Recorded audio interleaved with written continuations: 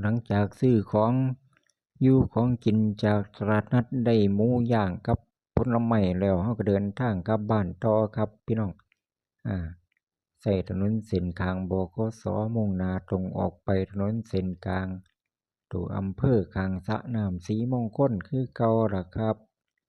พาพี่น้องวิ่งออกมาเรื่อยๆก็จะมาถึงฝั่งซ้ายมือก็เป็นร้านร่วมหลายอย่างเนาะพี่น้องเนาะมาฮอดถึงตรงนี้ก็จะเป็นถนนเส้นกลางทั่วอำเภอสะล้อเบิ่งรถเนาะพี่น้องมองไปทางหน้าก็เป็นสระน้ำสีมงคลเดี๋ยวสิพาพี่น้องจอดเบิ่งจักคราวครับพ่อค้าแม่ค้าเพิ่นก็ขายของอยู่ฝั่งสระน้ำสำหรับคนมานี่ก็มาให้อาหารปลาใต้ต้นไม้นี่ล่ะพี่น้องเป็นสถานที่มาให้อาหารปลามองไปทางหน้าก็ถนนเส้นทางสระน้ำสีมงคลมุ่งหน้าตรงไปก็จะไปทาง